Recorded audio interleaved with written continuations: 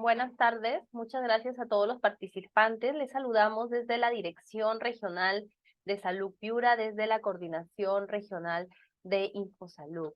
Bienvenidos a esta sesión de telecapacitación que está dirigida al personal de salud. Esta tarde nos acompaña el doctor Willy Zapata Luyo, médico neurólogo del Hospital de la Amistad Perú, Corea, Santa Rosa, quien en un momento iniciará la capacitación. Indicarles que antes de empezar, por favor, registren su asistencia en el link que aparecerá en el chat de Zoom y mantengan sus micrófonos apagados. El tema del día de hoy es manejo del estado epiléptico convulsivo en adultos. Bien, sin más preámbulos, vamos a dar inicio a la capacitación y dejamos en uso de la palabra a nuestro ponente, el doctor Willy Zapata Luyo. Muy buenas tardes, doctor, lo escuchamos.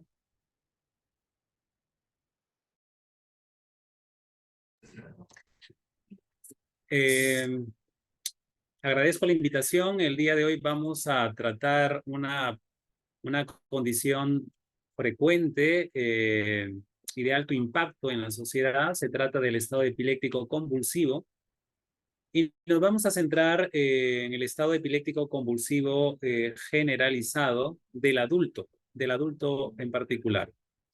No vamos a tratar aquel estado que se presenta en infantes, quizá eso para una próxima presentación. El día de hoy abordaremos la terapéutica y el abordaje en el paciente adulto. La siguiente diapositiva.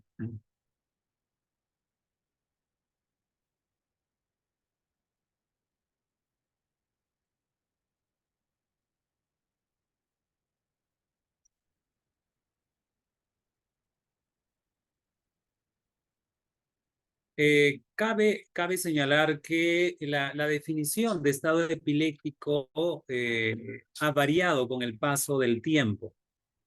Inicialmente, como se puede visualizar aquí, Blake en el año 91 nos habla que el estado epiléptico es aquella crisis epiléptica de una duración sostenida más allá de los 20 minutos sin recuperación de conciencia. Para el año 93, Dodson a su vez considera que el tiempo para considerar como estado epiléptico es aquella que tiene una duración de 30 minutos o más, o la presencia de dos crisis epilépticas convulsivas sin recuperación de conciencia entre ellas, que tiene una duración de 30 minutos o más.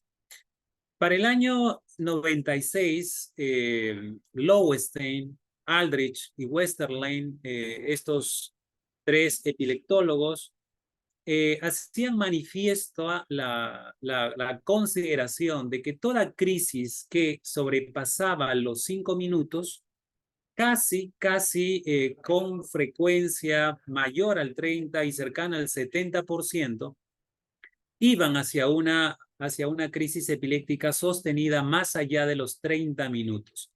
En otras palabras, ellos para el año 96, 97 en distintos congresos preconizaban que el estado epiléptico como concepto, debería acortarse de 30 minutos a 5 minutos, porque ya esta duración de 5 minutos o más auguraba la posibilidad del establecimiento de un estado epiléptico franco. Para el año 99, Lowenstein lo establece como tal y pasan muchos años, en realidad 13 años, hasta que Brophy en el año 2012 considera que esto que fue de alguna manera preestablecido por Lowenstein, Westerlein y Aldrich tenía cabida, visto que un 30-70% de pacientes iban hacia un estado epiléptico franco y que difícilmente una crisis epiléptica más allá de los 5 minutos remite espontáneamente. Por lo tanto, pasó a considerar fuertemente que el estado epiléptico convulsivo como tal debería tener una duración simplemente de 5 minutos o más y que ya debería considerarse como un estado epiléptico, digamos, con esta condición, digamos, onerosa de una alta morbilidad y mortalidad, y que los protocolos de actuación no deberían esperar hasta los 30 minutos, sino que bastaban estos 5 minutos o más para poder implantar un tratamiento agresivo con el afán de controlar las crisis epilépticas. Para el año 2015, Trinca es uno de los estudiosos sobre estado epiléptico en el mundo y consideraba que deberían tomarse ciertos tiempos, 2 tiempos en particular, donde 5 minutos, un primer tiempo, digamos, debería tomarse como el límite de tiempo para esperar que cese una crisis epiléptica, y pasada esos 5 minutos estaríamos hablando de un estado epiléptico como tal, y consideraba un segundo tiempo de 30 minutos en la cual una crisis epiléptica sostenida de 30 minutos o más, esta me iba a dejar secuelas neurológicas importantes en el paciente. La siguiente diapositiva. Como vemos, el estado epiléptico ha variado en tiempo, ha habido un acortamiento en dichos tiempos, y la verdad es que de hace 5 años para acá, ese tiempo de 5 minutos no ha variado. O sea, inicialmente ha habido de alguna manera, cierta reticencia a cambiar el tiempo del estado epiléptico de 30 minutos por 5 minutos, puesto que muchos de los trabajos realizados en el mundo con la utilización de fármacos antiepilépticos cubrían de alguna manera o abarcaban la definición operacional de 30 minutos o más, y los trabajos de investigación, bueno, estaban en relación a esos tiempos. La eficacia y la seguridad de los tratamientos utilizados eran en base a un estado epiléptico de 30 minutos o más, y cambiar el tiempo, de alguna manera, cortar el tiempo a 5 minutos, implica rehacer toda una serie, digamos, de trabajos de eficacia, de seguridad, de efectividad, en la cual aquellos trabajos iniciales de 30 minutos o más, digamos, no nos iban a servir de mucho, porque los tiempos simplemente se cambiaban y los protocolos de actuación deberían rehacerse y tomar nuevas evidencias en cuanto a eficacia y seguridad. Es por esa razón que, de alguna manera, ya por el año 2015, 2016 en adelante, pasa a establecerse el estado epiléptico convulsivo como aquel que dura más de 5 minutos. Y como tal, debe realizarse un esfuerzo precoz por intentar cortar esas crisis epilépticas con la salvaguarda de que todo paciente que presenta, digamos, una crisis epiléptica sostenida de estas características debería acceder prontamente a un servicio de departamento de emergencia para poder ser tratado convenientemente. Es así que, de alguna manera, el estado epiléptico convulsivo, la siguiente diapositiva, hoy por hoy los protocolos de actuación están enfocados en 4 estadios. Esos estadios, estos 4 estadios se catalogan como estado epiléptico precoz, ¿sí? La siguiente diapositiva, estado epiléptico precoz, ¿sí? Un primer estadio en la cual se utilizan benzodiazepinas en esta primera fase. La diapositiva anterior. En esta primera fase, en realidad, el estado epiléptico precoz o estadio 1 no es sino lo que ya de alguna manera habíamos mencionado, lo que Lowenstein establecía en el año 1999 como impending status epilépticos o estado epiléptico inminente, que hoy por hoy se conoce como estado epiléptico convulsivo, 5 minutos o más. Este es un primer, digamos, estadio basado en la respuesta a tratamiento, en la que se utilizan benzodiazepinas. Existe un segundo estadio catalogado como estado epiléptico establecido, que es aquel estado epiléptico que se establece cuando ha fallado la primera línea de tratamiento con benzodiazepinas para el estado epiléptico precoz. Y si este no responde aún en esta segunda etapa con los fármacos a disposición, entonces pasa a un tercer estadio que se conoce como refractorio estados epilépticos o estado epiléptico refractario, que es aquel estado epiléptico donde ya se ha fallado la primera línea de tratamiento con benzodiazepinas y a una segunda línea de tratamiento con diversos fármacos antiepilépticos. Y es en este tercer estadio, en el estado epiléptico refractario, donde esta tercera línea de tratamiento abarca principalmente anestésicos y existe la posibilidad de remisión, claro está, con la utilización de estos anestésicos, pero también es posible que un porcentaje de pacientes no remitan con la utilización de estos fármacos y se cataloga ya un estadio un cuarto estadio en la cual aquí vienen, digamos, a estar aquellos pacientes en los cuales se ha fallado la primera, la segunda y la tercera línea de tratamiento con anestésicos y se cataloga como tal, estado epiléptico superrefractario. También existe la definición de estado epiléptico superrefractario cuando han pasado más de 24 horas sin haberse resuelto el estado epiléptico y esta es la nomenclatura, digamos, y la definición que tiene mayor aceptación y queda conformado de acuerdo a la respuesta a tratamiento estos 4 estadios, este enfoque basado en este estadiaje de respuesta a tratamiento. Y lo que usted puede observar en la parte derecha de su gráfica es que la sobrevida, la importancia del estado epiléptico es que la sobrevida, conforme pasa el tiempo, disminuye ostensiblemente. En otras palabras, la mortalidad se incrementa en la medida que el estado epiléptico se prolongue en el tiempo. La siguiente.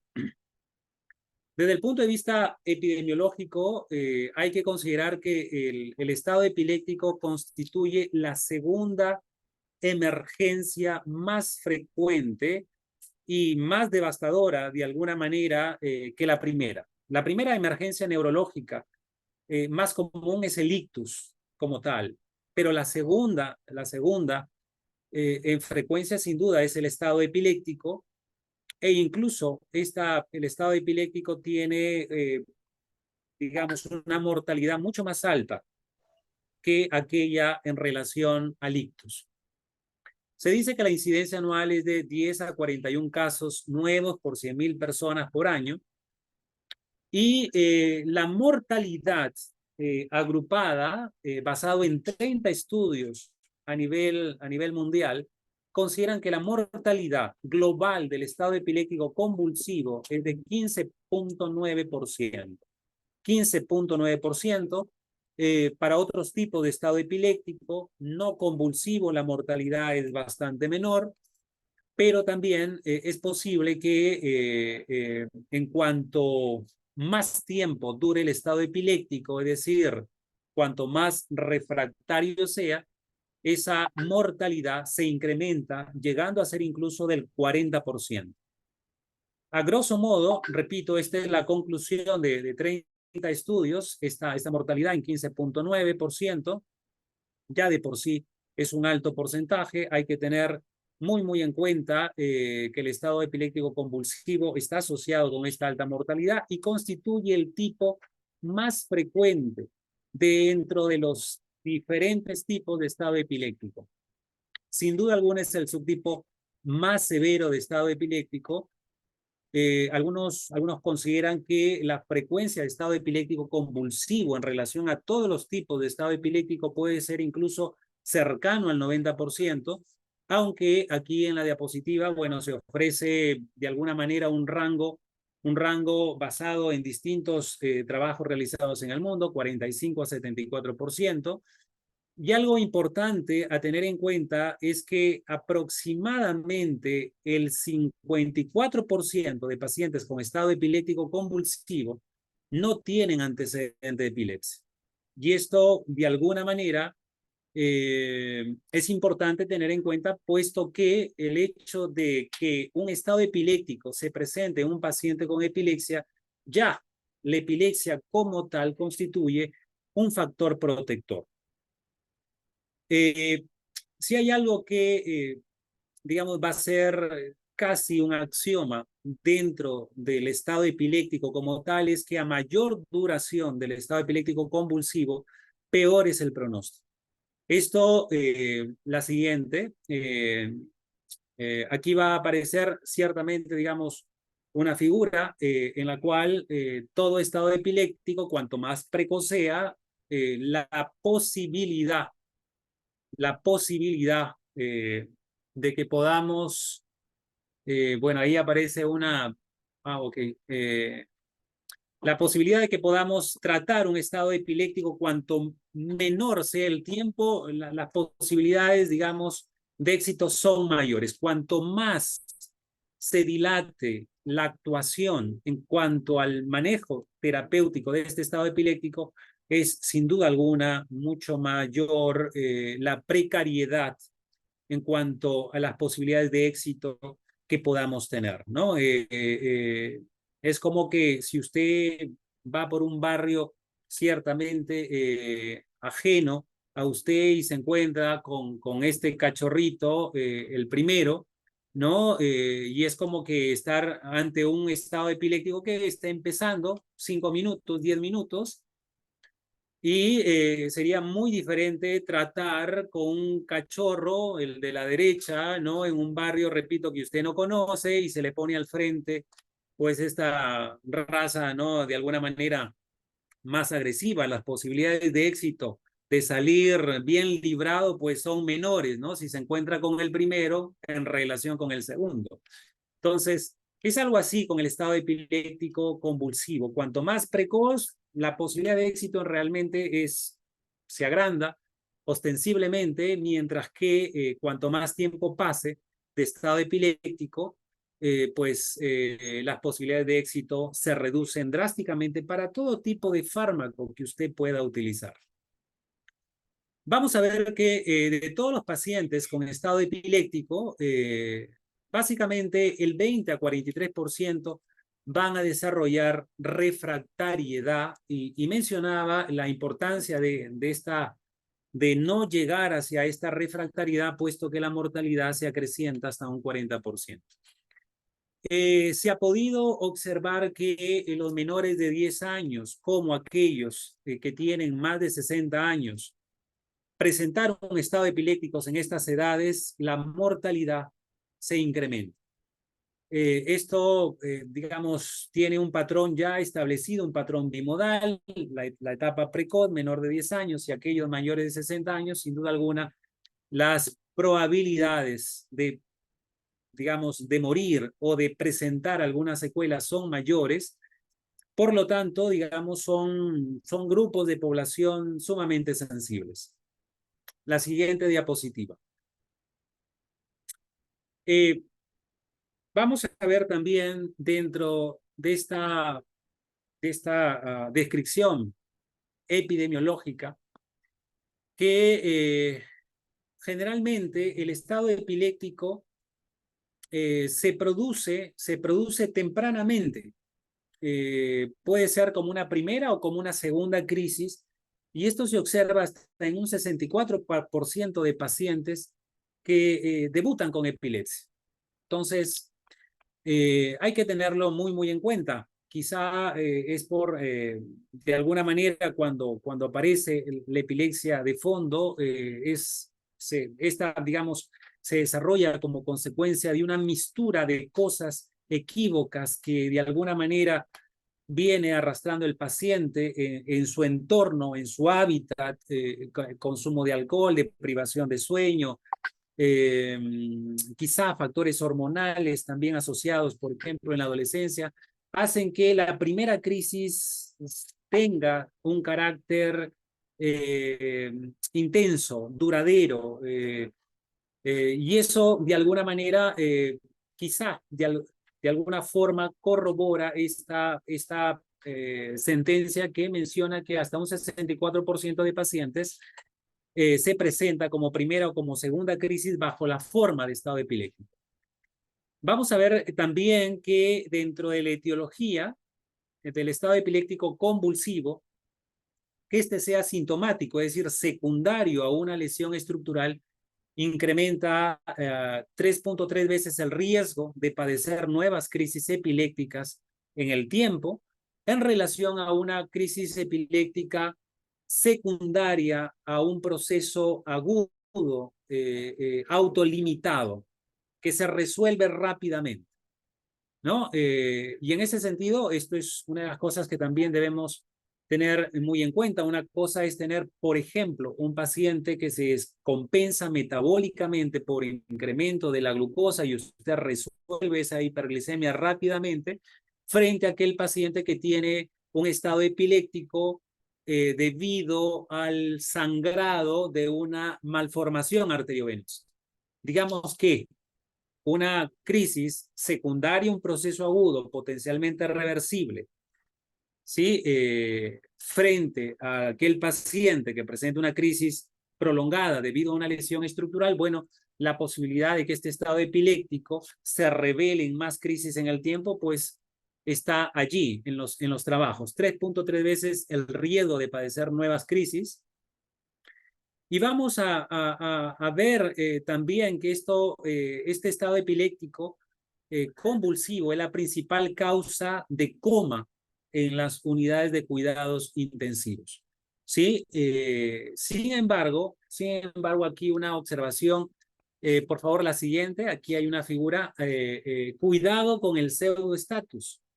En estudios realizados en unidades de cuidados intensivos de pacientes que ingresan con el diagnóstico de estado epiléptico convulsivo, hasta un 50% de dichos estados epilépticos convulsivos en realidad son pseudoestatus, un falso estado epiléptico convulsivo.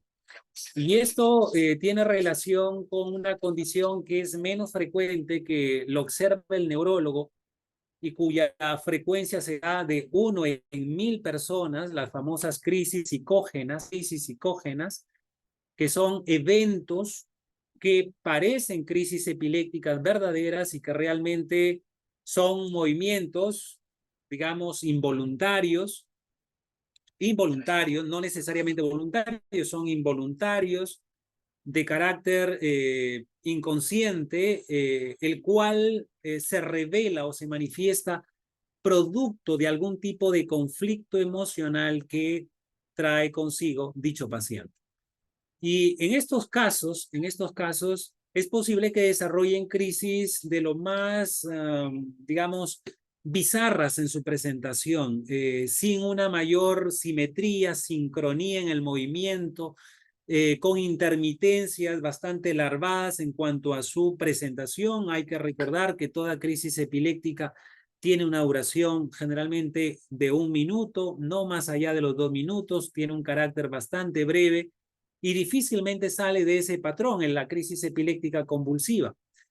Pero en la pseudocrisis, estos tiempos son totalmente variables. A veces son segundos, a veces es de mayor duración, minutos, a veces puede prolongarse tanto como 10 minutos, 20 minutos, horas incluso de movimientos, cese de aquellos eventos psicógenos para de alguna manera volver a exacerbarse en otro momento. Y ese carácter larvado, ondulante de crisis o de eventos, de movimientos, muchas veces pueden ser confundidos como crisis epilépticas verdaderas, como un estado epiléptico convulsivo, cuando realmente estamos en presencia de un posible pseudoestatus. Y esto, digamos, la figura que pueden ustedes apreciar en su monitor es para mostrar uno de los signos típicos de las famosas pseudocrisis, ¿no? Que es el carácter opistotónico que se da en un 40-60% de pacientes con pseudoestatus o con crisis epilépticas psicógenas, este arqueamiento, ¿sí? En su condición, y esto no es algo que no se da en una crisis epiléptica verdadera. Eso típicamente, digamos, el opistótonos en los pacientes afectos de rabia, pero en pacientes que tienen crisis epilépticas psicógenas, esto es algo que va a poder visualizar ese arqueamiento que presenta el paciente, típicamente de una pseudocrisis o falsa crisis. Asimismo, mencionar que el 14% de pacientes permanecen con alteración de conciencia posterior a la resolución clínica del estado epiléptico convulsivo, pero cuando se ha hecho una monitorización electroencefalográfica se evidencia que están en estado epiléptico no convulsivo. La siguiente diapositiva. Esto es importante tener en cuenta, porque a veces nos basamos, y es más, yo diría que el 90%, 95% de pacientes, de médicos, por no decir el 100%, nos basamos en el cese clínico, ¿sí? Del fenómeno convulsivo para, digamos, para intuir de alguna manera o para saber que hemos resuelto el estado epiléptico cuando no necesariamente, digamos, esto me va a marcar el derrotero de una resolución eficaz, final, ¿no? Es posible que un porcentaje de pacientes, a pesar de haber seguido el fenómeno convulsivo, si estos pasen a presentar un estado epiléptico no convulsivo o algo que se conoce como estado epiléptico sutil. Dentro de los mecanismos fisiopatológicos, de forma sencilla, en realidad, mencionar que existe todo un proceso fisiopatológico de menoscabo de canales, de receptores, de neurotransmisores que tienen como devenir final la destrucción de la neurona y ciertamente toda crisis y mucho más un estado epiléptico como tal me lleva a una destrucción neuronal masiva, lo cual explicaría en parte por qué muchos pacientes presentan una secuela neurológica posterior y por qué existe una mortalidad que puede ser cercana al 30% al año del estado epiléptico en aquellos pacientes que lo han experimentado. Entonces, de forma breve, mencionar que cuando empieza la crisis, en cuestión de milisegundos a segundos, existe una afectación de la fosforilación proteica, de apertura y cierre de canales iónicos, de liberación de neurotransmisores. Si la crisis epiléptica se sostiene de segundos a minutos, existe algo que se conoce como una afectación del tráfico de receptores, donde la capacidad inhibitoria de los receptores inhibitorios GABAérgicos por excelencia, disminuyen. Hay un menoscabo en este potencial inhibitorio de receptores GABAérgicos por una afectación de sus unidades beta 2, beta 3, las unidades gamma 2 que empiezan, a desaparecer del exterior, ciertamente de la membrana, internalizándose y generando un detrimento en el accionar de aquellos que actúan sobre receptores GABAérgicos. Estoy hablando principalmente de benzodiazepinas y barbitúricos. En esta afectación del tráfico de receptores existe un incremento de receptores excitatorios, básicamente N-metildiaspartato y AMPA. Si la crisis continúa y se mantiene, existe ya lo que se conoce como una afectación en la expresión de neuropéptidos, incrementa la sustancia P excitatoria, hay un decremento de sustancias protectoras, inhibitorias, como por ejemplo el neuropéptido y ya con el paso de los días y las semanas se dice que los cambios ya no son a nivel estrictamente de la membrana neuronal ni del interior neuronal citoplásmico, sino a nivel de núcleo propiamente de la neurona, afectando inicialmente fosfolipasas y proteasas, dañándome la estructura externa de la neurona, sino además ya de una afectación nuclear, el núcleo, ¿sí? La formación de endonucleasas generando una alteración en la expresión génica, en la metilación del ADN, en una alteración en la regulación del microARN, y todo ello de alguna manera favorece dos fenómenos que nos llevan a este detrimento celular neuronal, ¿no? Que se llama necrosis celular neuronal, la muerte por daño excitotóxico e inflamatorio directo, y fenómenos de muerte programada, fenómenos apoptóticos que finalmente me llevan a un final semejante que tiene que ver con la destrucción neuronal. La siguiente. Todo ello nos lleva a que dentro de las etiologías más comunes, siguiente, lo que nosotros vamos, la siguiente, vamos a ver es que existen tanto causas agudas como crónicas digamos, en el establecimiento de un estado epiléptico.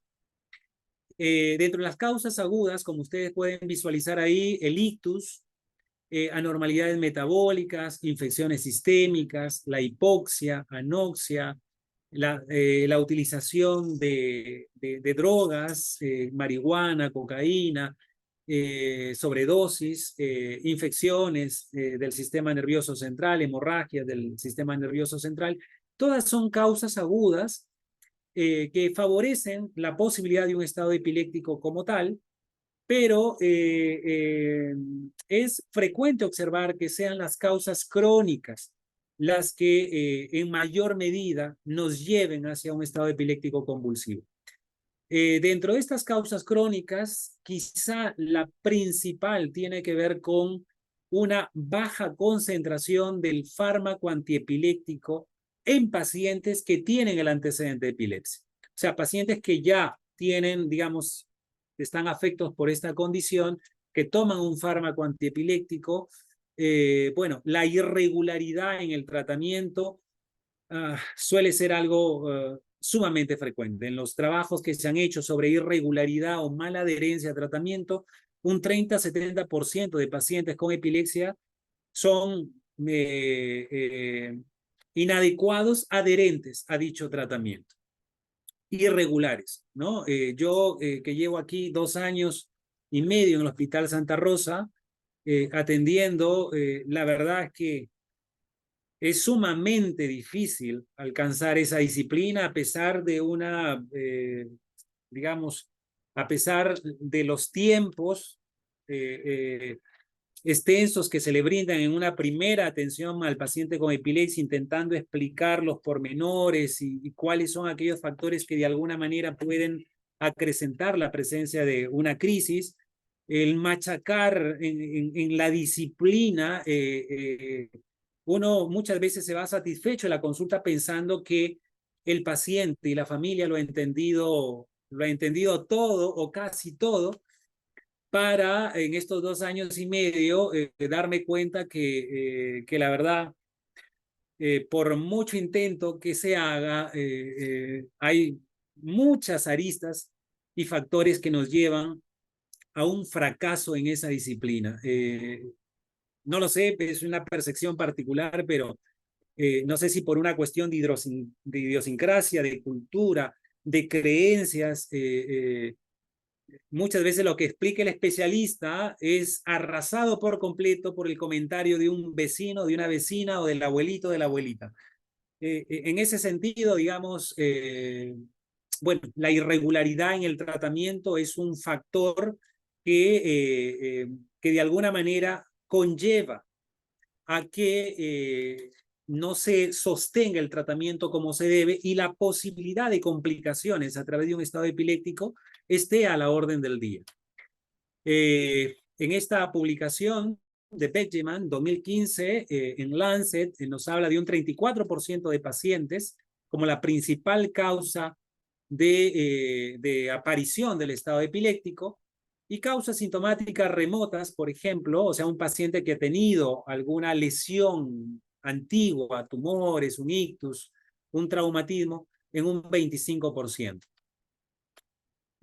realmente estas suelen ser las causas más frecuentes de estado epiléptico. La siguiente, aquí aparece una figura. Desde ya me disculpo, no he podido acceder a, digamos, no tengo dominio de mi presentación, ¿sí? Por dificultades en el internet. Yo espero que no esté habiendo problemas de captación de las diapositivas o de lo que estoy mencionando. Por lo tanto, digamos, desde la central están dirigiendo de alguna manera la emisión de las diapositivas. Y bueno, para mencionar que hay, a través de esta figura que ustedes pueden visualizar en la parte inferior, dos figuras icónicas, ¿no? Uno es Phineas Gage. Phineas Gage es un personaje harto conocido dentro del campo de la neurología, ¿no? Como aquella persona que sobrevive a una, digamos, a una agresión funesta a través de un lanzón, ¿no? Que pasa por debajo del malar y atraviesa el cráneo, eh, ya que él, digamos, trabajando como capataz en la instalación de los rieles de ferrocarril en Estados Unidos, una dinamita ciertamente que detona precozmente, bueno, genera que reviente el lanzón y pasa por debajo del malar y atraviesa, bueno, el cráneo y el lanzón sale despedido y Phineas Gage sobrevive. Digamos que esa es la historia más comúnmente relatada, conocida, es verdadera como tal, lo pueden digamos, leer por internet, la historia de Phineas Gage, pero casi es menos conocido que, digamos, que siendo pues una persona muy disciplinada, un capataz bastante organizado, obediente, inteligente y todo ello, a raíz de este accidente, no volvió a ser jamás el mismo. Esta organización pasó a transformarse en desorganización, esta obediencia en rebeldía, su fineza quizás en las formas pasó a transformarse en una conducta procaz e irreverente para muchos. No volvió a conseguir trabajo alguno que permaneciera por más de 3 meses. Visitó Sudamérica, en Chile, digamos, fue también domador o cuidador de caballos, y a su regreso en Estados Unidos fue también figura cirquera, figura de circo, ¿no? Como una curiosidad más dentro de aquellos tiempos, estamos hablando de finales del siglo XIX, pero lo que menos se sabe es que Phineas Gage muere 13 años después del accidente bajo un estado epiléptico convulsivo. Horas de duración, simplemente fallece al siguiente día. Y esto es lo que muy poco se sabe de Phineas Gage. Un estado epiléptico convulsivo que finalmente lo mata en tiempos en los cuales no había un tratamiento para el estado epiléptico. Y otro personaje sumamente famoso, ¿no? Y los médicos, enfermeras en general, que gustan de leer mucho, Dostoyevsky, ¿no? Este escritor extraordinario, ¿no? Este escritor ruso muy famoso, dentro de ya la martirizante vida que tuvo, él fallece a su vez a través de un estado epiléptico convulsivo. No es menor, ¿no? La gráfica del pequeñito que está al lado de Dostoyevsky, su hijo Alyosha, quien también estuvo afecto de crisis epilépticas y a la edad de 2 años muere con un estado epiléptico convulsivo, lo cual sume en una angustia profunda a Dostoyevsky, y años después, creo que no pasan ni 2 años posteriores a la muerte de su hijo, y Dostoyevsky fallecía a su vez con un estado epiléptico. La siguiente, por favor. El siguiente cuadro que vamos a visualizar es un trabajo que se hizo con el doctor de la Cruz en el Instituto Nacional de Ciencias Neurológicas.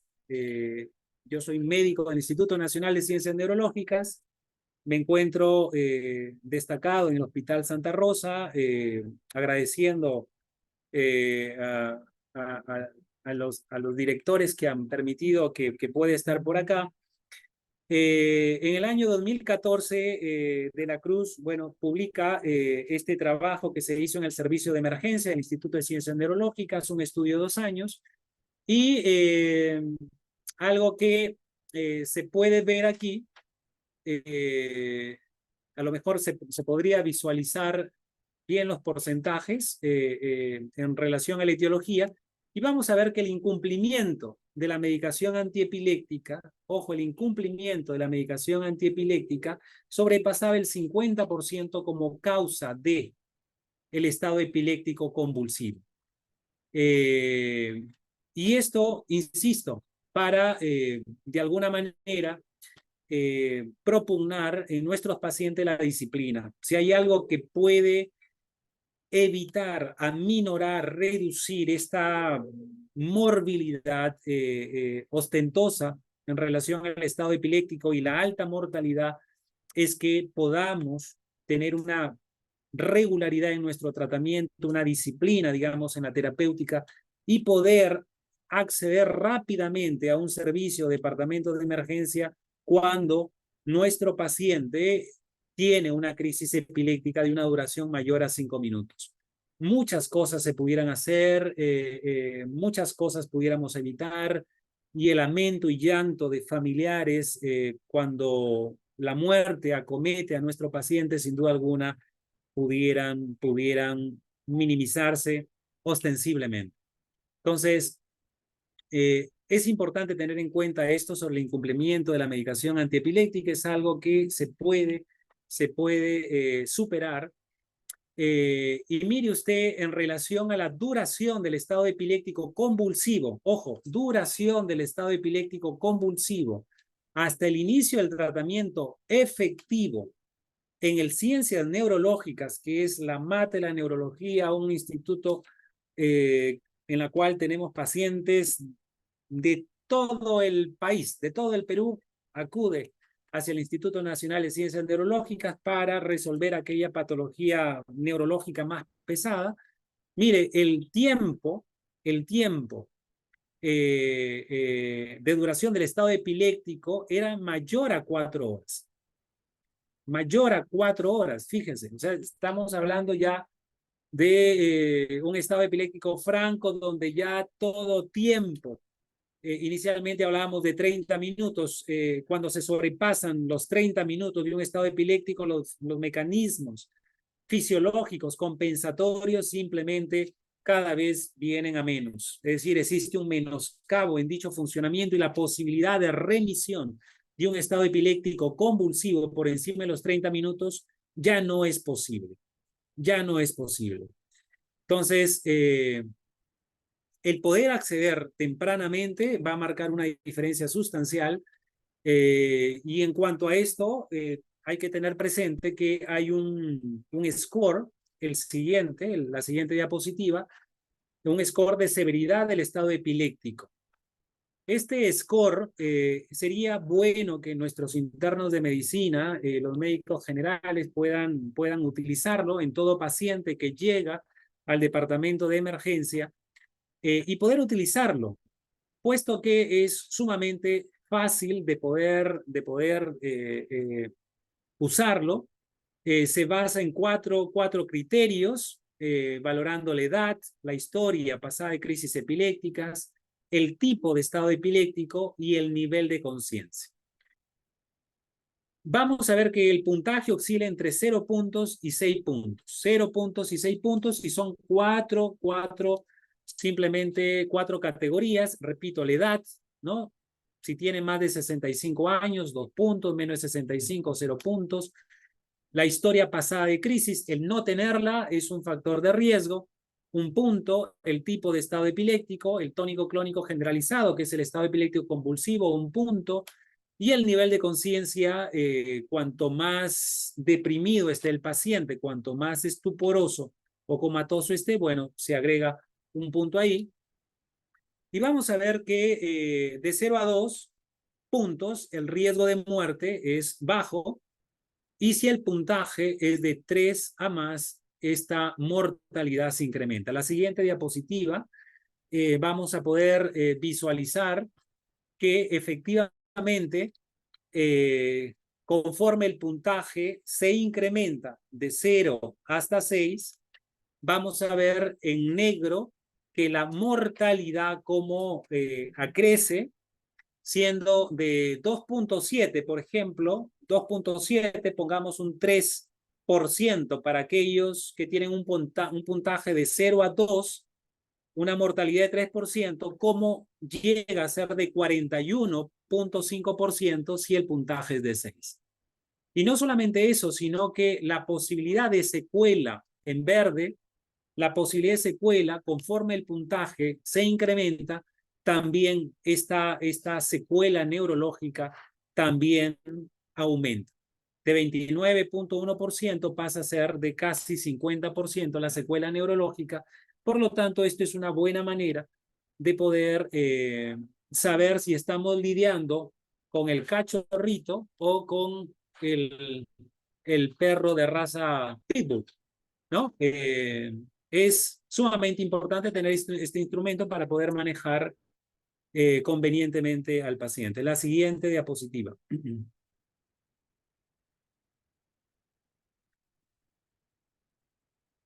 Ahora bien, ¿cuál es digamos, el objetivo de tratamiento en el estado epiléptico convulsivo? Se dice que son cuatro la finalidad o los fines que persigue el manejo terapéutico. El primero es la terminación del estado epiléptico, el cese de la crisis epiléptica convulsiva, pero un segundo gran objetivo es la prevención de la recurrencia de crisis, el manejo de la causa precipitante, la etiología, aquello que me está provocando el estado epiléptico, y por último el manejo de las complicaciones del estado epiléptico, ya sea por el estado epiléptico per se o por la utilización de medicamentos en dicho paciente. Entonces, en los estados, en el estado americano, en los estados, digamos, en los países avanzados de Europa, existe una primera fase que se llama prehospitalaria, ¿no? La fase prehospitalaria es aquella en la cual, digamos, ante la llamada telefónica del paciente a un servicio de urgencias, el desplazamiento de la ambulancia, ¿sí? Ya va de alguna manera instaurando todo lo posible para que al primer contacto con el paciente y su traslado desde el domicilio hasta el departamento de emergencia de un hospital pueda ejecutarse la primera línea de tratamiento con benzodiazepinas. Es decir, enfocarse en lo más precozmente, repito, en lo que se conoce como estado epiléptico precoz o estado epiléptico inminente, ¿no? Que así llamaba inminente en el año 98 Westerlein. Cuando llega al departamento de emergencia, aquellos que no han cedido con el uso de benzodiazepinas, aquellos cuyo estado epiléptico persiste a pesar del uso de benzodiazepinas, y aquí estamos hablando que aproximadamente un 40% de pacientes no responde a benzodiazepinas, ¿sí? Sobreviene ya el tratamiento para el segundo estadio, que se conoce como estado epiléptico establecido, con diferentes fármacos antiepilépticos. Y estos son, digamos, ya un tratamiento que se produce en el servicio de emergencia del hospital. Ante la falla al tratamiento con estos fármacos antiepilépticos para el estadio 2, para el estado epiléptico establecido, se dice que aproximadamente un 40% de aquellos pasan a ser refractarios, es decir, no mejoran con el tratamiento establecido en el estadio 2. Estamos hablando del estado epiléptico refractario como tal. Son pacientes cuyas crisis persisten después de la primera y después de la segunda línea de tratamiento. esta tercera línea sin duda alguna se da en cuidados intensivos. Es decir, está en el hospital, pero ya pasa a ser tratado en unidad de cuidados intensivos. Y si de alguna manera esta tercera línea de tratamiento con anestésicos falla y la crisis epiléptica, digamos, va más allá de 24 horas, estamos ante el cuarto estadio, que se llama estado epiléptico superrefractario, y aquí se utilizan una combinación de anestésicos igualmente en infusión, dosis continuas, por varios días, intentando mitigar el estado epiléptico convulsivo persistente. Siguiente.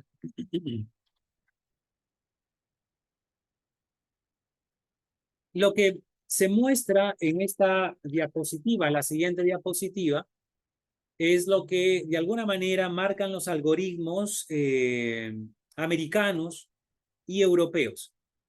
Es decir, mire, como lo he mencionado y lo repito, el éxito en el tratamiento pasa por el acceso rápido, precoz, del domicilio al departamento de emergencia, ya sea en Piura, en Lima, en cualquier parte del Perú. Ese fácil y rápido acceso es lo que deberíamos de alguna manera difundir, no solamente a nuestros médicos, sino a la población general. Ante una crisis epiléptica prolongada de 5 minutos o más, a emergencia, directamente, no hay que esperar. Y eso va a marcar la diferencia en cuanto al éxito o fracaso de su tratamiento, del tratamiento que usted pueda instaurar en el estado epiléptico convulsivo. Una vez que llega al servicio de emergencia, porque, bueno, una cosa es el país avanzado donde la ambulancia va hasta el domicilio, difícilmente eso ocurre acá en Perú, ¿sí? Ocurre más, es, digamos, poco frecuente. Sí ocurre, pero es poco frecuente. Difícilmente, digamos, en lugares fuera de capital de departamento, capital de provincia, ya va a tener problemas. Entonces, difícilmente acude una ambulancia hasta el domicilio traslada rápidamente hacia el departamento de emergencia del hospital. Eso ocurre, claro, en Estados Unidos, Europa y en las películas, de alguna forma. Pero en nuestra realidad difícilmente eso ocurre. Por lo tanto, su actuación es cuando el familiar lleva al paciente al servicio de emergencia, al departamento de emergencia de su hospital. Y sin duda alguna que lo primero que se tiene que establecer, y es cuestión de 5 minutos, establecer una buena vía aérea, ver el patrón de ventilación, oxígeno por cánula binasal, mejor si tuviera una máscara Venturi, un buen acceso circulatorio, una buena vía, colocar destroza. En nenes se recomienda mucho también la utilización de tiamina. Excelente. 5 minutos no debería tardar mucho más de aquel tiempo el establecimiento de una buena vía aérea, una buena vía circulatoria, una buena vía, digamos, general para poder acceder con los distintos medicamentos. Entre los 5 minutos y los 15 minutos viene nuestro primer arsenal de medicamentos a utilizar. Y básicamente aquí son benzodiazepinas. Las benzodiazepinas, entre las que se cuenta lorazepam como el fármaco a utilizar en Estados Unidos y en países desarrollados, pues en países en vía de desarrollo lo que tenemos es midazolam y diazepam.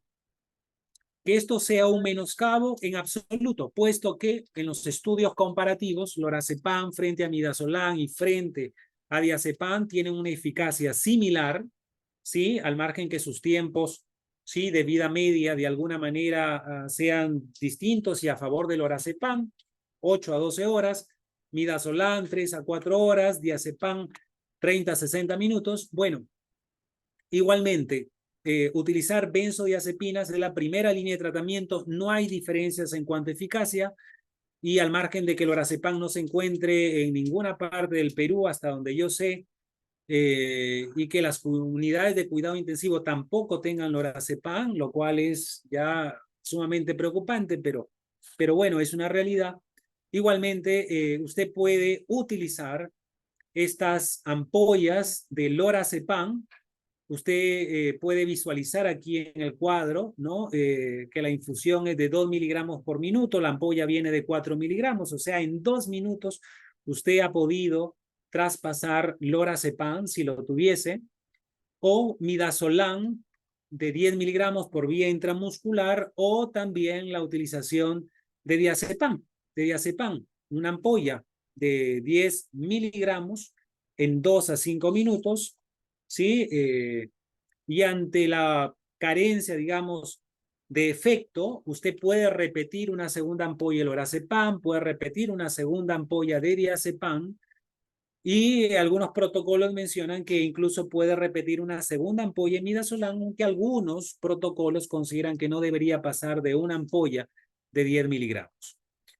Entonces, esta primera línea, ¿sí? Que está de alguna manera graficada a los 10 minutos, la utilización del lorazepam, midazolam, el 40% mencionaba son, digamos, no responden a benzodiazepinas y por lo tanto entramos en el estadio 2, conocido como estado epiléptico establecido. Aquí tenemos a fenitoína en dosis de 20 miligramos por kilo endovenoso, una velocidad de infusión de 50 miligramos por minuto, lo cual de alguna manera, en términos sencillos, 10 ampollas de fenitoína de 100 miligramos en un bolo, digamos, ahí de 100 mililitros de cloruro de sodio, pasarlo a esa velocidad implica 20 minutos, pero si usted lo pasa en 20, 25, 30 minutos, todo bien, excelente, pero tiene otras alternativas que están graficadas en azul en la parte baja. Actualmente se preconiza la utilización de ácido valproico en dosis de 20 a 30 miligramos por kilo endovenoso, o fenobarbital de 15 a 20 miligramos por kilo endovenoso, o levetiracetam de 20 a 60 miligramos por kilo endovenoso también. Pero también puede utilizar la vía oral. En este segundo estadio, repito, a grosso modo, un 60% de éxito, 40% sigue teniendo crisis y son los que van al estadio 3, el estadio 3 o estado epiléptico refractario. Y aquí tenemos ya la utilización de varios anestésicos, midazolam según esta gráfica, ¿no? A una dosis de carga de 0.2 miligramos por kilo, propofol, ¿no? En esta dosis de carga de 2 miligramos por kilo y en infusión de 2 a 5 miligramos por kilo por hora. Hay otros anestésicos que también pueden utilizarse hoy por hoy, ketamina, pentobarbital, incluso aunque algunos dejan ketamina y pentobarbital para un cuarto estadio, que es aquel estado epiléptico súper refractario cuando las crisis persisten más allá de 24 horas. Esto es lo que usted va a observar en los protocolos, repito, americanos, europeos, aunque en muchos de ellos, en los últimos años, casi han proscrito la utilización de fenobarbital. Fenobarbital no aparece dentro de su arsenal de ataque para frenar crisis epilépticas duraderas, ¿no? Un estado epiléptico convulsivo. Por alguna razón, Estados Unidos, Alemania, Inglaterra, España, no utilizan fenobarbital. Y esto, de alguna manera, es de gran utilidad, sin duda alguna, como vamos a ver más adelante. La siguiente, por favor, vamos aquí a mostrar la siguiente diapositiva, lo que desde el año 2004, me formé como residente de neurología en el Instituto de Ciencias Neurológicas, 2004-2007. Por favor, la siguiente diapositiva. Y este protocolo, sí, ok, antes de entrar a mencionar el protocolo que seguimos en el Instituto Nacional de Ciencias Neurológicas, yo le mencionaba que en el año 2004 ya se utilizaba el protocolo que vamos a mencionar más adelante y de alguna manera no ha variado su utilización. Es decir, casi los que hemos trabajado en emergencia para todo estado epiléptico convulsivo, lo tenemos internalizado. La anterior, antes de pasar a esta diapositiva, la anterior. Solamente para señalar en la anterior diapositiva que el nivel de evidencia para la utilización de benzodiazepinas como primera línea de tratamiento tiene la más alta calificación. Ya se han hecho estudios randomizados, controlados, en las cuales las benzodiazepinas son la primera línea de tratamiento para el estado epiléptico precoz, sin duda, y todas ellas tienen un mismo nivel de eficacia y de seguridad. La anterior diapositiva, y ahí se va a observar, ¿no?, un nivel de evidencia 1A, ¿sí? Mientras que para el estado epiléptico establecido, ¿sí? Esta es la guía, las guías de la Sociedad Neurológica, la Federación Europea, año 2010, y las guías de la Sociedad Neurocrítica o de Neurointensivas del año 2012, donde se menciona que la primera línea de tratamiento sin duda son las benzodiazepinas, tiene el máximo nivel de evidencia en ensayos clínicos controlados, randomizados, y en relación al estado epiléptico establecido como tal, el uso de fenitoína, valproato, fenobarbital, levetiracetam. Si bien es cierto, hay metaanálisis de ensayos clínicos, no se ha podido observar una superioridad de algún medicamento respecto a otro. No hay dicha evidencia, o sea, usted podría utilizar cualquiera de ellos y igualmente usted espera una tasa de éxito similar con tasas de reacciones adversas también semejantes. La siguiente. Ahora sí, pasando al protocolo que utilizamos en el Ciencias Neurológicas, y les mencionaba que eso ya está casi internalizado en cada neurólogo de Ciencias Neurológicas que hace emergencia, es que cuando llega digamos, al servicio de emergencia del instituto, lo que utilizamos, la siguiente, es diazepam. Diazepam y utilizamos una ampolla endovenoso, lo pasamos en 2 a 5 minutos. Mire usted que esto es un protocolo de actuación de la Sociedad Médica de Massachusetts del año 98. Y desde aquel tiempo en adelante nos hemos pegado, digamos, o nos hemos ceñido a la regla tal cual. Y si el paciente, digamos, está en estado epiléptico convulsivo como tal, repito, los primeros 5 minutos es facilitar, digamos, una buena vía aérea, una buena vía circulatoria, y en 5 minutos estamos entrando ya con nuestro protocolo de actuación y utilizamos diazepam, no contamos con lorazepam. Este diazepam, esta primera ampolla por vía endovenosa en 2 a 5 minutos, si es que la crisis epiléptica no ha cedido. Nosotros en 5 minutos, a 10 minutos estamos entrando con una segunda ampolla, la siguiente, una segunda ampolla para cortar, para frenar, repito, el estado epiléptico como tal. Casi a la par, y eso, digamos, no esperamos en sí casi la respuesta a la segunda dosis de diazepam, porque casi todos los pacientes, por no decir todos los pacientes, junto con diazepam aunamos el frasco con fenitoína, una hipaminización en el paciente a una dosis de 20 miligramos por kilo, ¿no? Esto generalmente, digamos, lo estamos instalando en 10 minutos, digamos, de haber utilizado benzodiazepinas.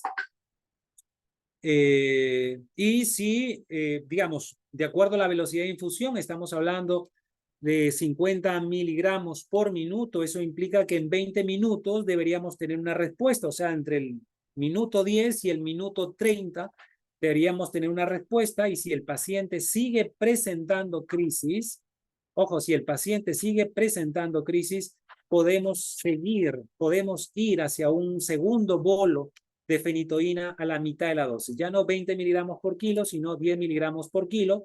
Y claro está que fenitoína no sería nuestra elección, y podríamos optar por valproato, no estemos en presencia de un estado epiléptico convulsivo.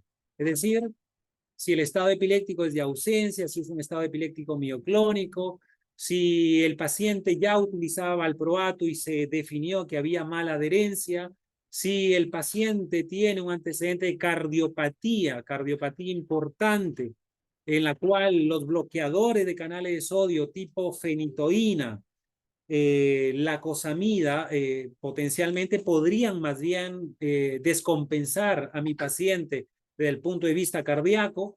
Valproato es una excelente opción.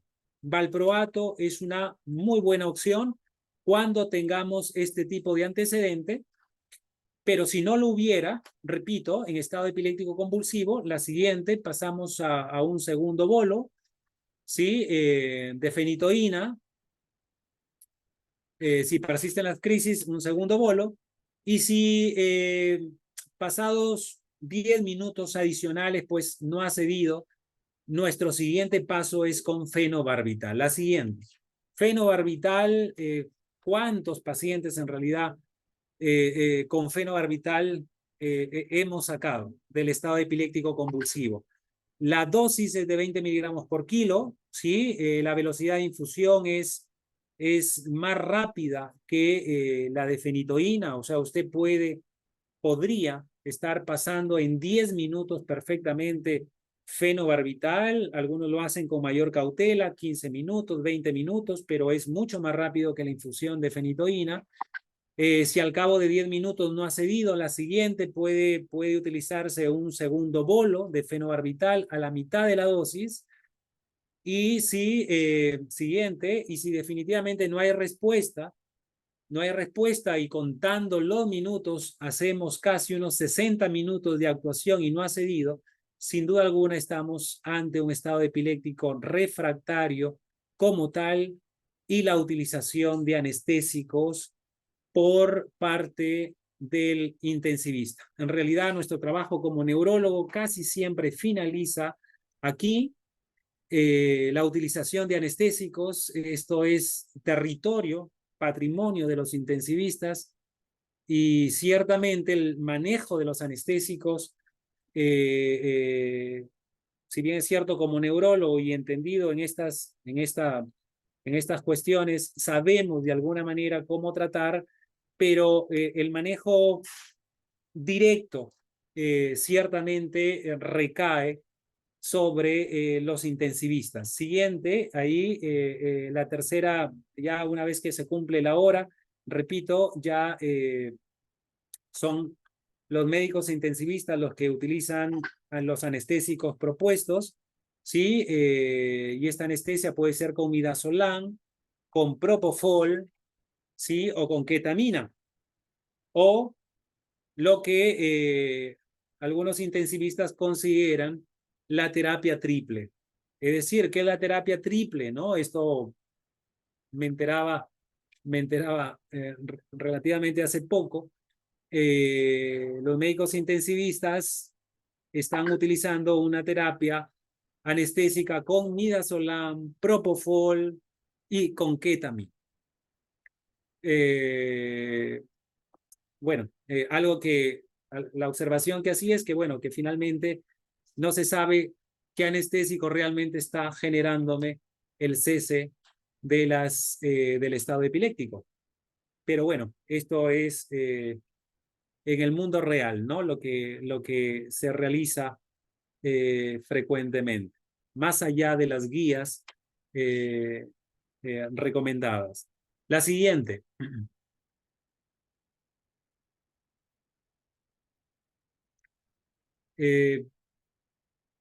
bueno, esta recomendación, proceder de inmediato a anestesia con midazolam o propofol si el paciente desarrolla alteraciones sistémicas severas o la crisis persiste más allá de los 60 minutos. La siguiente.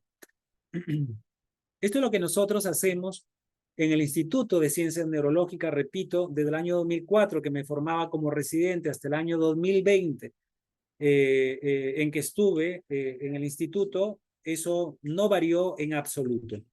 Ahora bien, respecto al estado epiléptico, el estado epiléptico establecido, ojo, el segundo estadio, estado epiléptico establecido, ya, digamos, es innegable e inexorable, puesto que está oleado y sacramentado para la primera línea de tratamiento, estado epiléptico precoz, estado epiléptico inminente, benzodiazepina, es el protocolo de actuación. No hay diferencias en eficacia para las benzodiazepinas. Bueno, para el estado epiléptico establecido. Esto que fue publicado en el año 2016 por Rossetti lanzaba la pregunta: ¿son los nuevos fármacos antiepilépticos mejores que los clásicos en el tratamiento del estado epiléptico? Y dentro de estos fármacos ciertamente nuevos en la utilización del estado epiléptico convulsivo, llámese levetiracetam, lacosamida, topiramato, pregabalina, lo cierto es que no habían evidencias que favorezcan la utilización de estos últimos medicamentos. Es decir, los clásicamente conocidos como fenitoína, fenobarbital, estos tenían un efecto similar que aquellos nuevos fármacos antiepilépticos utilizados, digamos, en el estado epiléptico, ¿no? Fármacos como levetiracetam, que si bien es cierto, digamos, entran al mercado del año 99, su utilización en estado epiléptico viene de, ciertamente, de no más de 10 años atrás. La cosamida, estamos hablando de unos 7 a 8 años, en las cuales se está utilizando en estado epiléptico, y no se aprecia, al menos en los estudios, en las revisiones sistemáticas y metaanálisis de ensayos clínicos, que haya una diferencia entre los clásicos versus los nuevos. En otras palabras, no se desespere por la utilización de un levetiracetam endovenoso, una lacosamida endovenosa o un valproato ciertamente endovenoso, puesto que no se ha evidenciado que tengan una mejor eficacia. La siguiente diapositiva. Y en ese sentido, digamos, cualquiera que usted tenga, en realidad puede ser lo justo para usted en periferia.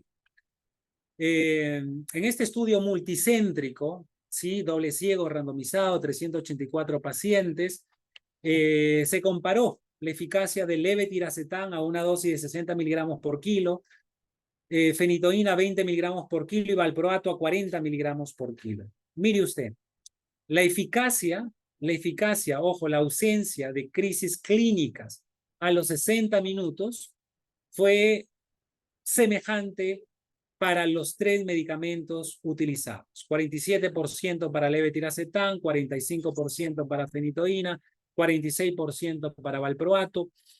No hay mayor diferencia en cuanto a eficacia y en cuanto a seguridad. La siguiente. Este estudio que fue publicado en el New England 2019, no hay diferencia. Siguiente. Por lo tanto, quizá, digamos, esto que ha sido publicado en el Continuum del año 2019, lo anterior, básicamente la diapositiva, la anterior, es para apreciar los eventos adversos, puesto que las dosis, la anterior, las dosis ya de alguna manera han sido enunciadas, pero es importante tener en cuenta los eventos adversos. Y mire usted aquí, ¿no? Básicamente, fenitoína, mire, fenitoína, lacosamida, fosfenitoína, son medicamentos que son bloqueadores de canales de sodio voltaje dependientes. Todos estos bloqueadores canales de sodio de alguna manera prolongan el intervalo PR, ¿sí? Y en pacientes cardiópatas hay que, digamos, tener mucho cuidado con su utilización. Por lo tanto, si es ciertamente, digamos, una cardiopatía severa, la recomendación es que no se utilice. Y si el paciente no tiene antecedente o ciertamente hay una afectación ligera, aunque afectaciones ligeras en corazón, claro, existen, pero de alguna manera son pocas, eh, usted puede utilizar fenitoína, usted puede utilizar lacosamida, eh, fosfenitoína, ciertamente no lo tenemos, pero ten en cuenta que de alguna manera la arritmia, la hipotensión son algunos de los efectos que hay que tener muy en cuenta. En el caso del levetiracetam pasa por alteraciones básicamente conductuales. En el caso de fenobarbital, en realidad para valproato, para levetiracetam, para cualquier fármaco, la presencia de presión respiratoria es una posibilidad. Digamos que no es solo para fenobarbital la señalización de la depresión respiratoria como un evento potencial. En estudios, digamos, comparativamente hablando sobre depresión respiratoria, valorando un comparativo de fenobarbital, valproato, levetiracetam, fenitoína, frente a controles que no recibían o que no recibieron medicación alguna, la posibilidad de presión respiratoria era mayor en aquellos que recibieron placebo en los controles. Es decir, no tratar a un paciente con estado epiléptico convulsivo mucho más, cuanto más duradero es la posibilidad de presión respiratoria está y la posibilidad de muerte está, sin duda. Y es mayor que aquellos que si estuviésemos utilizando alguna benzodiazepina, por ejemplo, donde la posibilidad de presión respiratoria para midazolam, por ejemplo, 6.2%, para lorazepam 10.6%. En el estudio comparativo de midazolam, lorazepam frente a placebo, aquellos que recibieron placebo, y resulta que la depresión respiratoria era mayor en aquellos que recibieron placebo, 6.2 para midazolam, 10.6 para lorazepam, 15.5 para aquellos que no, que no recibieron, digamos, benzodiazepina, sino que recibieron placebo, ¿no? Alguno de los otros medicamentos, repito, como valproato, ¿no? O la utilización misma de fenobarbital, ¿sí?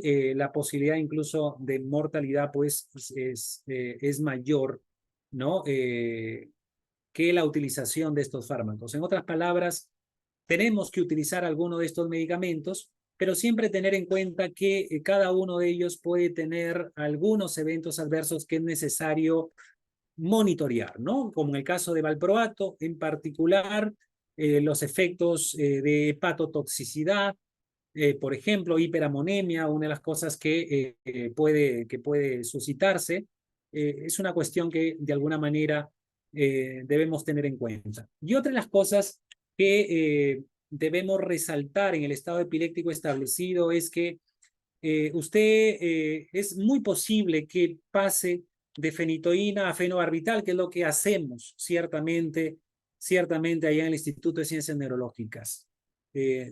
Primero benzodiazepinas, no cede, fenitoína, no cede, fenobarbital. Para el estado epiléptico establecido, fenitoína, fenobarbital, y allí nos quedamos. Pero como existe la proliferación de otros fármacos como valproato, lacosamida, topiramato, perampanel, brivaracetam, quizás algunos se engolosinan con que si no me funciona fenitoína, pues paso a valproato.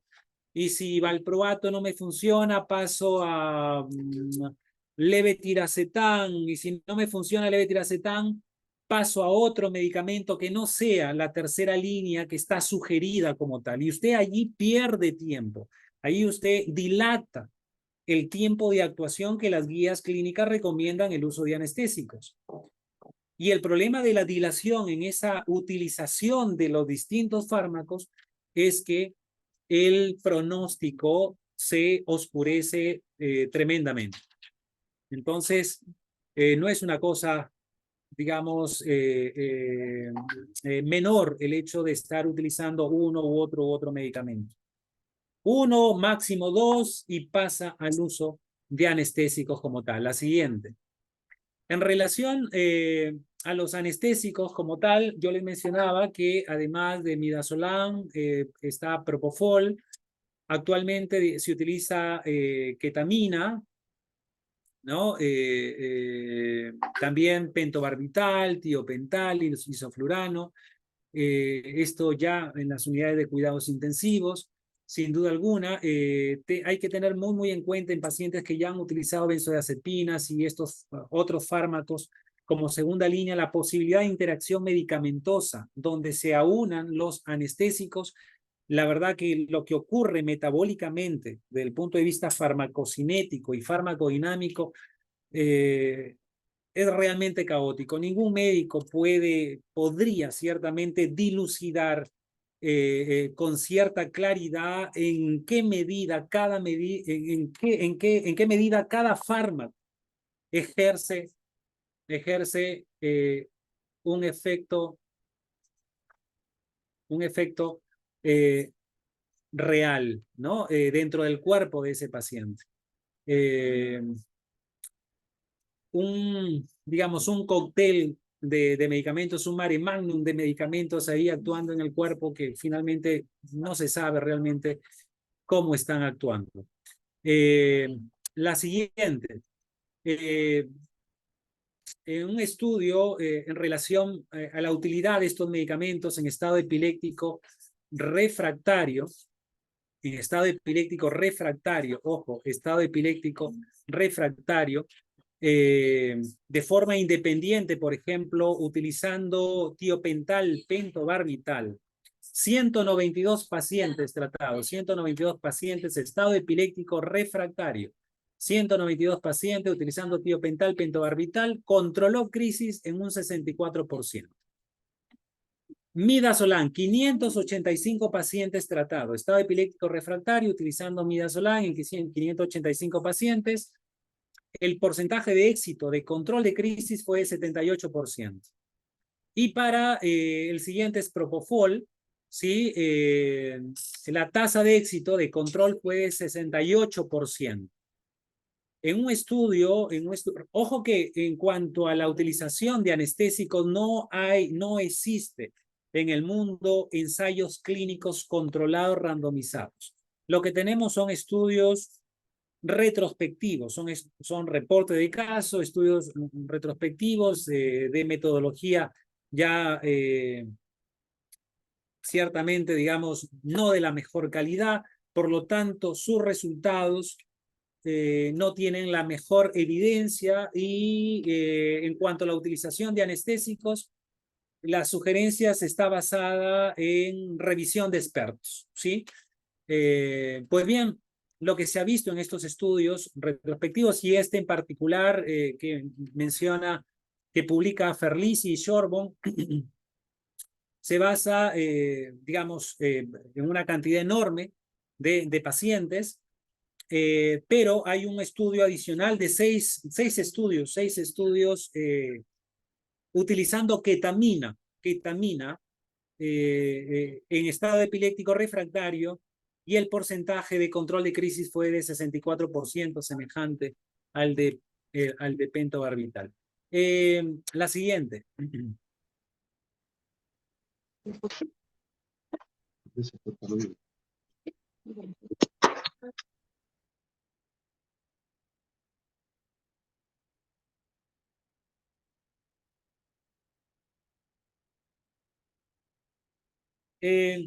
En el año 2000, en el año 2021, Pia Di Stefano en Suiza, evaluando 205 pacientes en un centro de Suiza, ellos valoraban la seguridad y la eficacia de anestésicos como segunda línea de tratamiento. Es decir, paciente refractario a benzodiazepinas y ya no pasa a utilizar ni levetiracetam, ni valproato, ni fenitoína, ni fenobarbital. No, directamente pasa a utilizar anestésicos. Y en estos 205 pacientes, el 73% siguió la línea, digamos, protocolar. Estado epiléptico precoz, benzodiazepinas, luego estado epiléptico establecido, valproato, fenobarbital, levetiracetam, fenitoína, y utilizando como tercera línea anestésicos, y un 27% de esos 205 pacientes pasó directamente de benzodiazepina, refractariedad a benzodiazepinas, a utilizar anestésicos. ¿Qué fue lo que encontró el grupo de Stefano? Resultó que la duración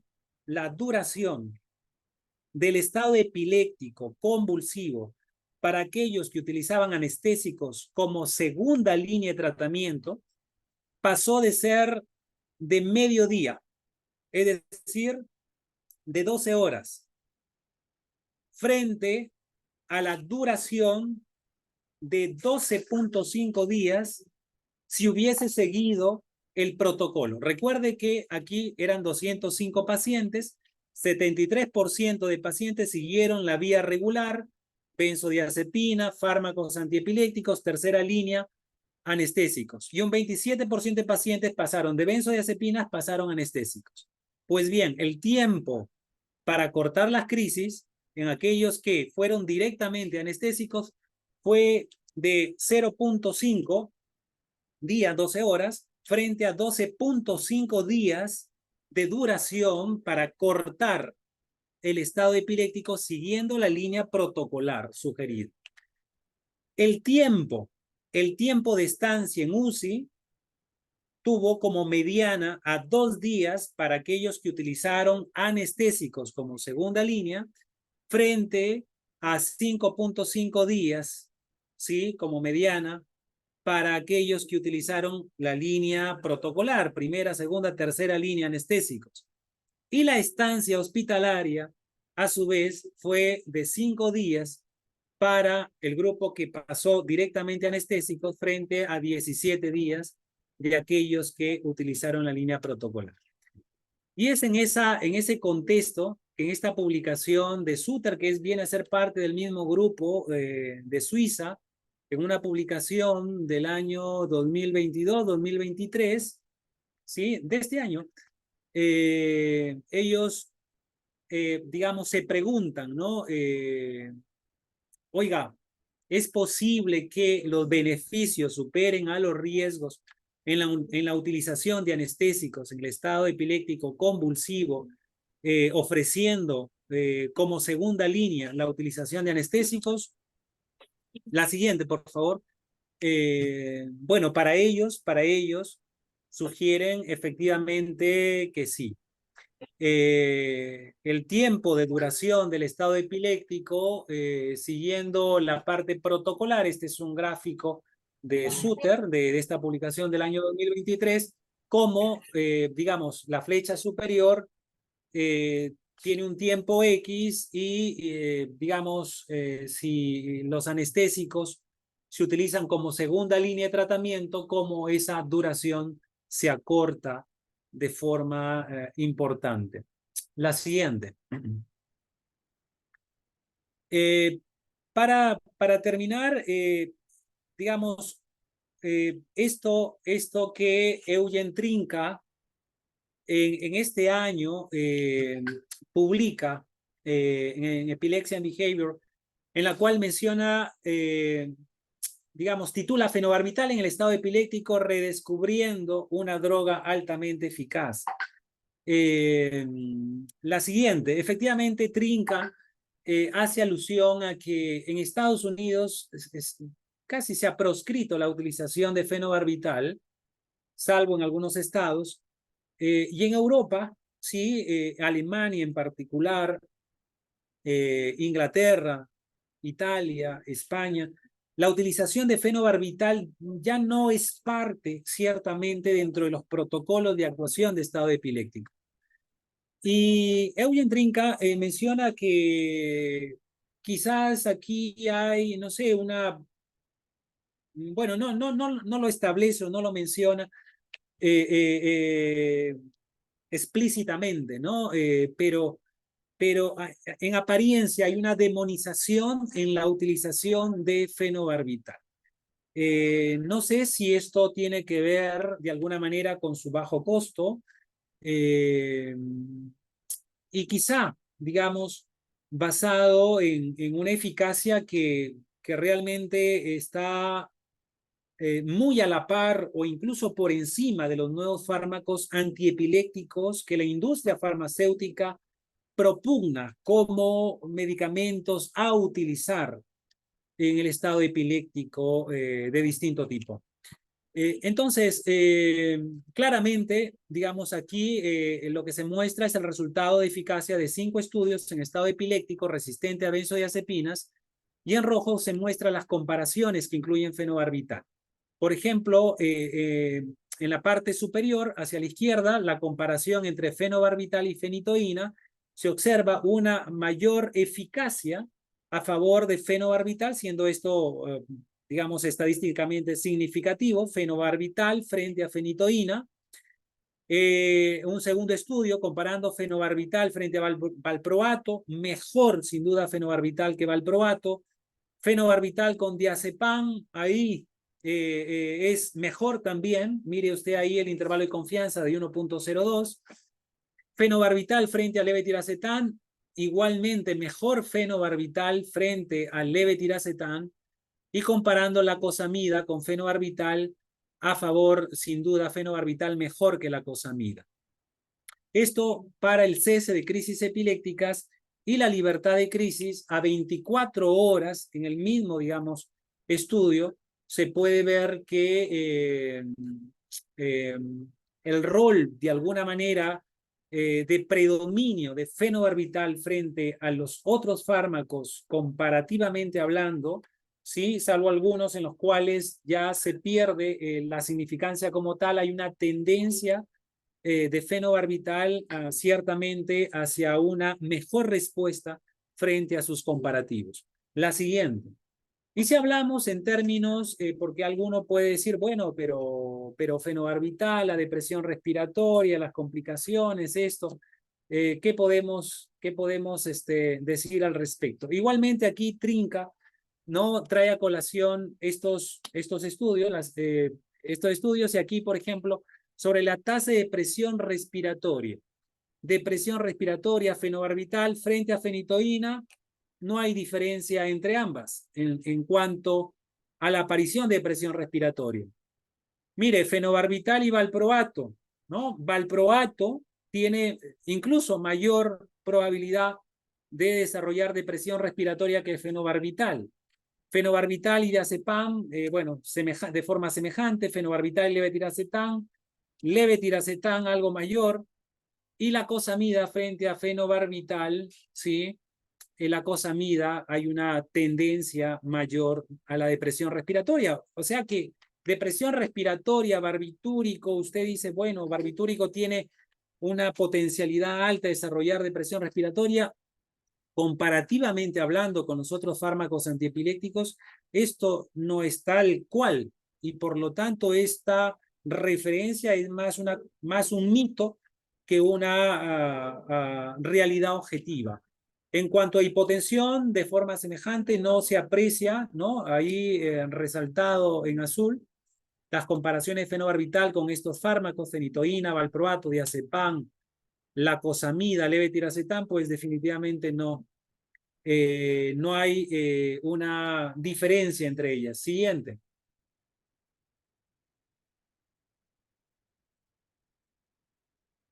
Y finalmente,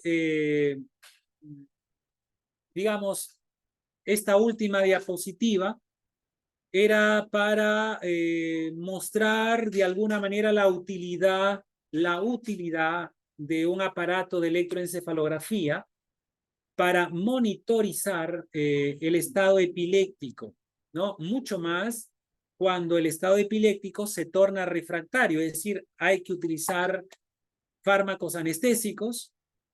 Desde ya usted puede utilizarlo de forma intermitente para valorar, digamos, la disminución, la reducción progresiva de las descargas epileptiformes, ¿no? O la reducción de los brotes generalizados de descarga epileptogénica.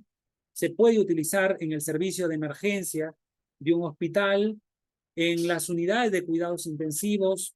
Debería ciertamente utilizarse para monitoreo continuo de la utilización de anestésicos, pero debo señalar que eso no acontece en ninguna unidad de cuidados intensivos de Piura, y mucho me temo, ¿sí? Y creo yo, sin temor a equivocarme, que ninguna unidad de cuidados intensivos en Lima hace monitoreo continuo electroencefalográfico para seguimiento de anestésico en el control del estado epiléptico convulsivo.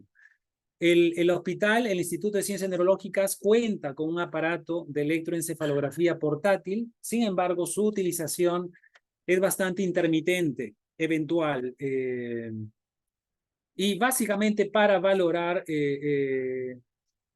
digamos, cuando se tiene la presunción de un estado epiléptico no convulsivo. Creo yo que incluso en las grandes clínicas de Lima, difícilmente se tiene un monitoreo electrográfico continuo precisamente para estas condiciones, y eso es harto lamentable, puesto que mucha de la información que se sigue y que se obtiene de Estados Unidos, de las publicaciones americanas o las publicaciones europeas, digamos, lo que estamos leyendo parece más ficción que la realidad que uno respira cotidianamente en el ejercicio de nuestro trabajo.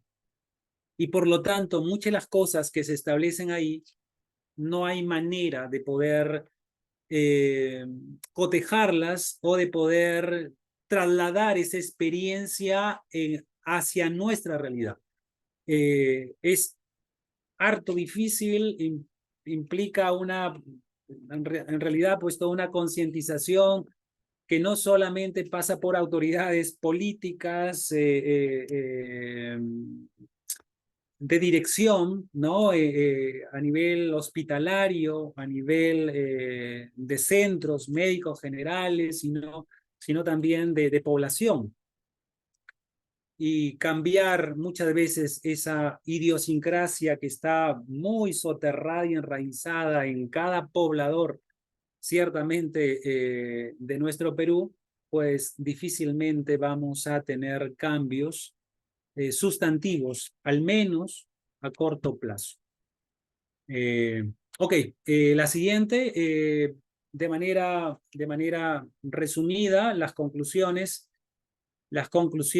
de esta presentación es que hoy por hoy el estado epiléptico convulsivo ya no es más de 30 minutos, sino simplemente 5 minutos o más y está en un estado epiléptico convulsivo, que el reconocimiento temprano y el tratamiento precoz es la máxima a recordar: reconocimiento temprano del estado epiléptico y tratamiento precoz. Allí radica la diferencia entre un paciente que recupera su línea basal respecto de aquel que queda con una secuela neurológica o la posible muerte de ese paciente.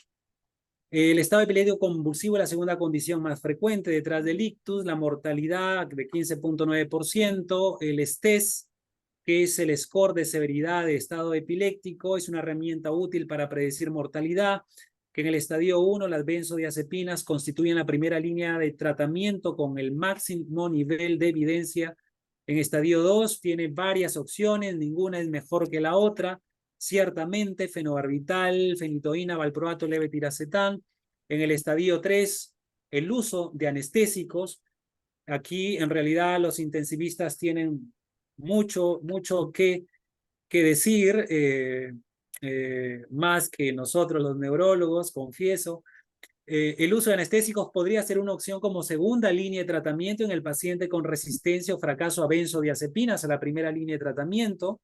Ojo, a tener en cuenta eso, se necesitan trabajos futuros. Y el uso de fenobarbital finalmente sigue siendo una opción terapéutica formidable en el control del estado epiléptico convulsivo en el adulto. Ok, muchísimas gracias. Si hubiera alguna pregunta, encantado de poder resolverla, si es que la puedo resolver. Muchas gracias, doctor Willy Zapata Luyo. Felicitaciones por su ponencia el día de hoy. A los